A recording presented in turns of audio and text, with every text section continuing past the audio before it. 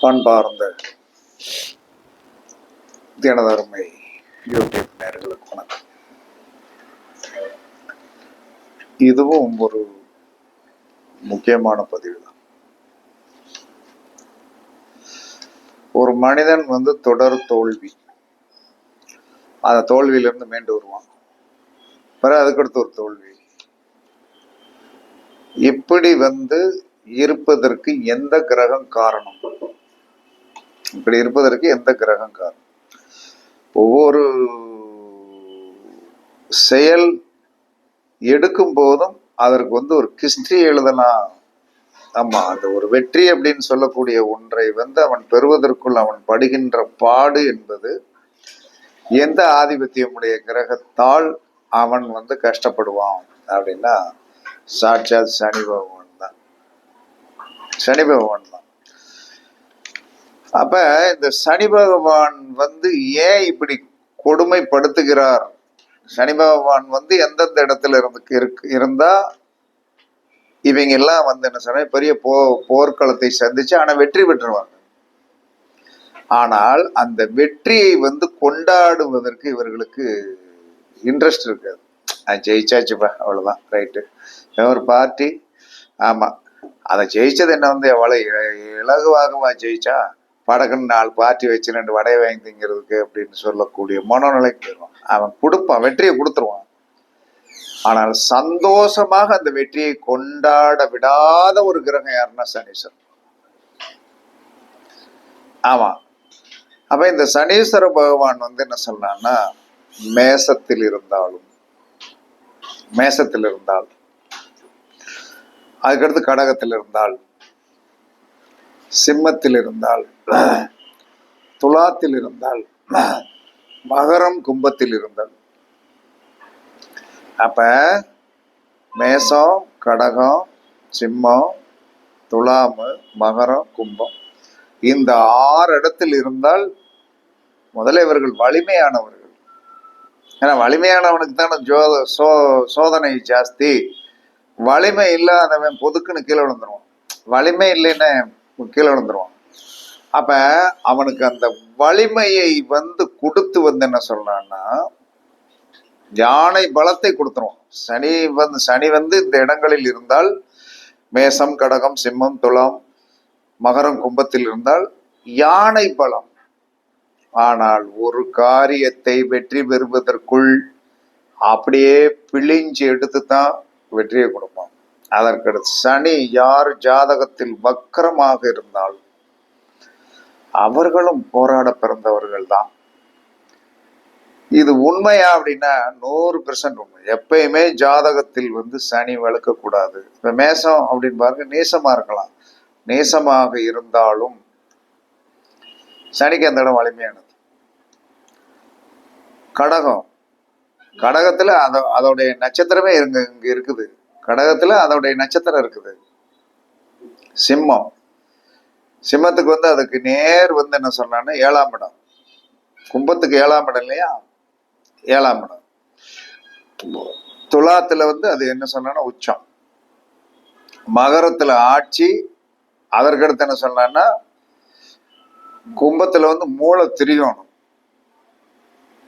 அப்ப கர்மக்காரன் வழுக்க கூடாது. கர்மக்காரன் வழுக்க கூடாது. அப்ப கர்மக்காரன் என்ன சொன்னா வலுத்து விட்டான் என்று சொன்னால், கர்மக்காரனே சனிதான். அந்த கர்மக்காரன் வலுத்து விட்டால் இவர்களுக்கு என்னென்ன வரும்? பில்லி சூனியம், தொடர் தோல்வி. இது உண்மையான 100% உண்மை. ஒரு விஷயத்த பேசி முடிச்சிருப்போம். சரி, அடுத்து நெக்ஸ்ட் பேசி முடிச்சாச்சு, நல்லபடியா நடக்கட்டும் அப்படின்போம். அடுத்த அதே இடத்துல இருந்து அந்த காரியம் நடக்காமல் நம்மளை டென்ஷன் ஆவதற்கு ஒருத்தன் ஃபோன் பண்ணுவான். ஏன்னா எனக்கெல்லாம் கும்பத்தில் சனி வக்கரம். அப்ப எந்த வெற்றியையும் நான் இலகுவாக பெற்றதே கிடையாது. அதாவது வெளி உலகத்திற்கு வெற்றி பெற்று விட்டேன். அவங்களுக்கு என்ன, அந்த ஐயாவுக்கு என்னன்னு சொல்லுவாங்க. ஆனால் அங்க உள்ள இருக்கிற ரணவேதனை நமக்கு தான் தெரியும். எப்படின்னா, எப்படித்தான் ஒரு ஒரு காரியத்தை எடுத்து வந்து ஸ்மூத்னஸா கொண்டு போவோம் அப்படின்னு நினைச்சிட்டு இருக்கோம். அதுல பிரச்சனைகளா வந்திருக்கும். ஆனால் வெற்றி பெற்று விடுவோம். வெற்றி பெற்று விடுவோம். அதுல கடைசியில தோல்வி என்பது வராது. அப்ப அந்த அளவுக்கு வந்து இந்த கிரகம் நமக்கு இவ்வளவு கஷ்டப்படுத்துவதற்கு என்ன காரணம் அப்படின்னு உங்களுக்கு தெரியுமா? போன பிறப்பில் நாம் சனியை உதாசீனப்படுத்தணும். போன பிறப்புல சனியை உதாசீனப்படுத்தணும். இந்த வட்டம் நமக்கு வந்து என்ன சொல்றான்னா, இந்த மேற்சொன்ன இடங்களில் வந்து சனி இருக்கின்றவர்கள் கடைசி வரைக்கும் மாங்குன்னு உழைக்கணும். மாங்குன்னு உழைக்கணும். சாதாரண விஷயம் கிடையாது. ஆனால் உயிரை கொடுத்தால் என்ன சொல்லுவான்னா, உயிரை கொடுத்தால் என்ன சொல்லுவான்னா, உங்களுக்கு நல்ல பேர் கிடைக்காது. நல்ல பேரை எதிர்பார்க்காதீங்க. எவ்வளவு நீங்கள் வந்து காரியத்தை வந்து வெற்றிகரமாக நடத்தி கொடுத்தீர்கள் என்று சொன்னாலும் கடைசியில் என்ன செய்வான்? உங்களை, இந்த மாதிரி ஜாதகர்களை மதிக்க மாட்டான். நாட் ரெஸ்பான்சிபிள் வந்து நாம பிறரிடம் எதிர்பார்க்க முடியாது. அப்ப சனி இந்த இடத்துல உங்களுக்கு இருந்தது என்று சொன்னால் கண்டிப்பாக அது வந்து என்ன சொல்லலாம்னா, உங்களை மானபங்கப்படுத்தும். நம்மகிட்ட ஒருத்தன் வாங்கி நல்லா சாப்பிட்டுருப்பாயா, அவன் வந்து அந்த உணர்வே இல்லாமல் இருப்பான். எப்படி இருக்கும் நம்மளுடைய மனதிற்கு? நம்மகிட்ட ஒருத்தன் வாங்கி சாப்பிட்டுருப்பான், நல்லா கொடுத்துருப்பான். ஆனால் கடைசியில் வந்து நம்மளுடைய குழந்தை குட்டிகள் நல்லா இருக்கும், பிள்ளைகளாம் நல்லா இருக்கா சார் அப்படின்னு கேட்க மாட்டான். ஏன்னா நம்ம பிள்ளைகள் நல்லா இருக்கான். கேட்டோம்னா நம்ம பெருமையா சொல்லிடுவோமா? எப்படி? இது யார் படுத்துகின்ற பாரு அந்த எதிராளிக்கு அப்படின்னா, சனி படுத்துகின்ற பாடு. அப்ப இதற்கு என்னையா தீர்வு? இது இப்ப இப்படி பிறந்தாச்சு, எனக்கு இந்த 6 கட்டத்துல சனி இருக்காருயா. 6 கட்டத்துல ஒரு கட்டத்துல இருக்கு. ஆமா, அந்த 6 கட்டத்துல ஒரு கட்டத்துல இருக்குயா. நான் என்னையா செய்யறது அப்படின்னா, பரிகாரம் ஒன்லி தர்மம். பரிகாரம் ஒன்லி தர்மம் தான். தர்மம் பண்ணுங்க. தர்மம் பண்ண தர்மம் ஒரு நாளைக்கு ஒரு தடவை உங்க லெவலுக்கு 10 ரூபான்னா டீ வாங்கி கொடுங்க. அதுவும் அந்த டீயை வந்து ரசித்து ருசித்து குடிக்கக்கூடிய கீழ்மட்ட தொழிலாளர்களுக்கு வாங்கி கொடுங்க. மேல்மட்டத்தில் இருக்கிறவர்களுக்கு ஏதாவது ஒரு டீ வாங்கி கொடுத்தா அது வந்து நாட்டு எலிஜிபிள், அது ஒர்க் அவுட் ஆகாது. பட் என்ன சொல்றான்னா, நாம் ஒரு கீழ்மட்டமான தொழிலாளர்களுக்கு சாக்கடையில் ரவுனுக்கு வாங்கி கொடுங்க. சாக்கடையில் ரவுனுக்கு ஹார்லிக்ஸ் பூஸ்ட் கூட வாங்கி கொடுங்க.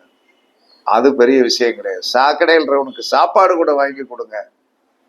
இந்த சனி அப்பத்தான் அப்படி இருந்து உங்களை என்ன செய்வார் தெரியுமா? வாங்கி தின்னவனே வந்து உங்களை வந்து என்ன சொல்றான்னா விரோதம் பேசுவான். வாங்கி தின்னவன் உங்களுடைய முகத்தை பார்த்த உன்னை சிரித்துக் கொள்வான். நீங்கள் கொடுக்கின்ற அந்த 10 ரூபாய் அணாவுக்கும் ஒரு சின்ன சாப்பாட்டுக்கும் சிரித்து வாங்குவான். ஆனால் பின்னாடி வந்து என்ன சொல்லணும், உங்களை ரெஸ்பான்சிபிளா மதிக்கவே மாட்டான். அப்ப இந்த கர்மாவை சரி பண்ணுவதற்கு தர்மம் பண்ணுங்க அப்படின்னு சொல்லிட்டீங்க. ஆனால் சனி எந்த நட்சத்திரத்தில் நிற்கிறானோ, அந்த நட்சத்திரம் இருக்கு இல்லையா, அந்த நட்சத்திரம் வந்து என்ன சொல்லலாம்னா, அந்த நட்சத்திர நாளில் வந்து என்ன சொல்லலாம்னா, சிவன் கோவிலில் போய் வந்து என்ன சொன்னா அழகாக விளக்கு போடுங்க. சிவன் கோவிலில் உங்களுடைய சனி வந்து எந்த நட்சத்திரத்தில் நிற்கிறாரோ அந்த நட்சத்திரத்தில் வந்து என்ன சொல்றான்னா வந்து, இப்போ ஒரு மேசத்தில் வந்து உங்களுக்கு சனி இருக்காரு, அப்ப பரணியில் உட்காந்துருக்காரு. பரணி நட்சத்திரம் வருகின்ற அன்னைக்கு நீங்க வந்து கரெக்டா வந்து சனி அங்க உட்காந்துருக்கிறதுனால விளக்கு போட போயிருங்க. ஆனால் போட விட மாட்டான். கர்மா என்ன செய்யும்? போட விடாது. அப்போ போட விடாம என்ன சொல்றான்னா வந்து, உங்களை வந்து ரெகுலரா மாசம் மாசம் அந்த ஒரு நட்சத்திரம் வருகின்ற அன்னைக்கு பார்த்து தான் உங்களுக்கு ஏகப்பட்ட தொழில் பிரச்சனைகள், போக முடியாத தன்மைகள் இத்தனையும் கொடுத்து என்ன சொன்னா, கர்மாவை நீ அழிக்கிறதுக்கு தெரிந்து கொண்டானே என்று சொல்லி வரவே விட மாட்டான். இதெல்லாம் இவ்வளவு சீக்கிரட் ஆஃப் கிரகங்கள் இந்த மாதிரி ஒரு ஆதிபத்தியமுடைய அமைப்பில் உள்ள கிரகங்கள் என்ன சொல்றான்னா, நம்மை அதிகமாக கஷ்டப்படுத்துவது யாருன்னா சனீஸ்வர பகவான் தான். சனீஸ்வர பகவான் தான். அப்ப அவர் மேசம், கடகம், சிம்மம், அதற்கடுத்து என்ன சொன்னா துலாம், மகரம், கும்பம். மேக்சிமம் என்ன சொல்றான்னா இதுல இந்த மாதிரி கிரக நிலைகள் இருக்கின்றவர்களை இந்த மாதிரி கட்டங்களில் சனி இருக்கின்றவர்களை பாருங்க, அவங்ககிட்ட கொஞ்ச நேரம் நீங்க பேச்சு கொடுத்து பாருங்க. கண்டிப்பாக அவர்களுடைய வாழ்க்கையில் நிறைய துரோகத்தை சந்திச்சிருப்பார். துரோகத்தை கண்டிப்பா சந்திச்சிருப்பாங்க. அதுல மாற்று கருத்தே கிடையாது. அந்த துரோகத்தால் அவர்கள் விரக்தியாகி இருப்பார்கள். அந்த துரோகத்தால் அவர்கள் பயங்கரமான விரக்தியில் இருப்பாங்க. ஆனால் இந்த சனி என்ன சொன்னா, அப்படின்னாலும் கொன்று தொலைப்பானா, கொன்றுவான். கொன்றியா எதுக்கு எங்களுக்கு இந்த மாதிரி அவயோகத்தை கொடுத்து நாங்கள் என்ன சொன்னா கண் முன்னாலே நாம் ஒன்றை சகித்து கொன்று இருக்க வைப்பான். சகிச்சுக்கிடு, நீ சகித்துக்கோ. அத நம்ம என்ன சொன்னா அந்த ஜந்துவை நம்மளால வெற்றி பெற முடியும். ஆனால் அதை வெற்றி பெற முடியாத அளவுக்கு ஒரு சிக்கலை கொடுத்து பாச பந்தத்துக்குள்ள மாட்ட வைப்பாங்க. பாச பந்தத்துக்குள்ள மாட்ட வச்சிருவாங்க. அப்ப பாச பந்தத்துல மாட்ட வச்சு என்ன சொல்றான்னா, நம்மளை என்ன சொன்னா அப்படியே என்ன சொன்னா உயிர், அதாவது தர்ம சங்கடம். தர்ம சங்கடம் இங்கிட்டு நாம் தனிப்பட்ட முறையில் வெற்றி பெற்றால் குடும்பம் ஒன்றுமில்லாம போய்விடும். அப்ப குடும்பத்திற்காக இந்த மனிதன், இந்த மாதிரி பெறப்படுத்த மனிதன் சகித்து கொண்டு ஒவ்வொரு நல்லது பண்ணும் போதும் அவனுக்கு எந்த மரியாதையும் இருக்காது. ஆனால் இவர்கள் முன்னோடியாக போய் நின்று என்ன சொன்னான்னா, இந்த சனி வேலை செய்ய வைப்பான். வச்சுட்டு என்ன செஞ்சிருவான் அப்படின்னா, வேலை முடிச்சுட்டே இல்ல எழுந்துச்சு போயிரு அப்படின்ட்டு. அதற்கு பிறகு அந்த வெற்றியின் கொண்டாட்டத்தை இன்னொருத்தர் நம்ம முடிச்சு கொடுத்த வேலையில இன்னொருத்தர் வெற்றி கொண்டாட்டம் பண்ணிட்டு இருப்பான். நம்மளை பத்தி நினைக்கவே மாட்டான், என்னடா மனுஷங்க இப்படி இருப்பான் அப்படின்னு சொல்லிட்டு. இதை எப்படி நான் அனுபவிச்சேன்னா,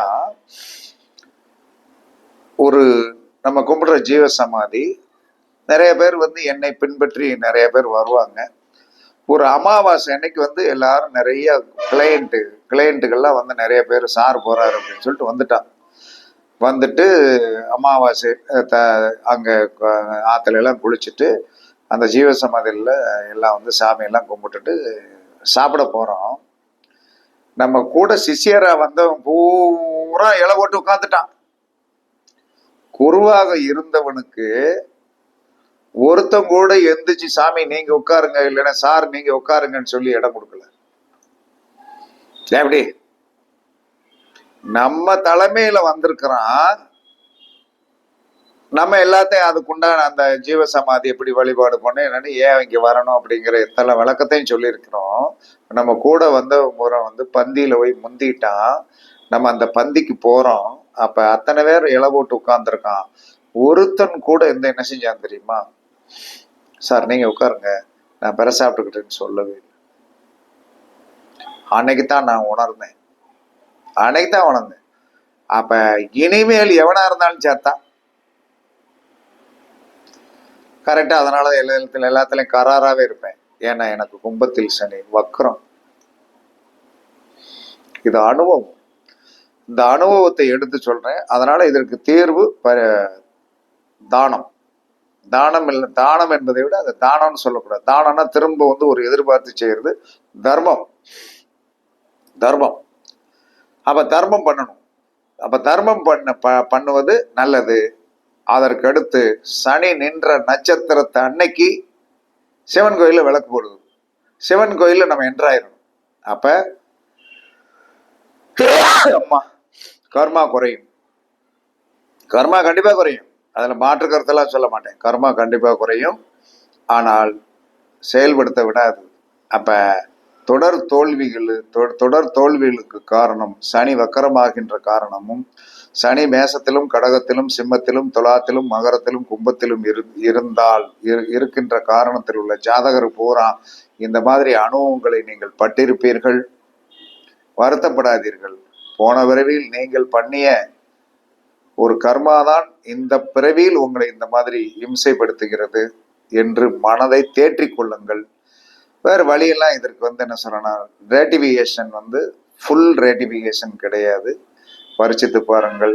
கண்டிப்பாக நீங்களும் நன்றாக புரிந்து கொள்வீர்கள். அந்த வேதனைகளை உங்களுக்கு தெரியும். அதனால யாரும் வருத்தப்பட வேண்டாம். இறைவன் கொடுத்ததை ஏற்றுக்கொள்வோம் என்று கூறி உங்களிடமிருந்து விடைபெறுவது சிப்பிப்பாறை ஜோதிடர் சாதி ராகவன் ஜெயபாலாஜி. சுகமே சொல்க சுகமே சொல்க. வாழ்க வளம், வாழ்க வளமுடன். வணக்கம் வணக்கம் வணக்கம்.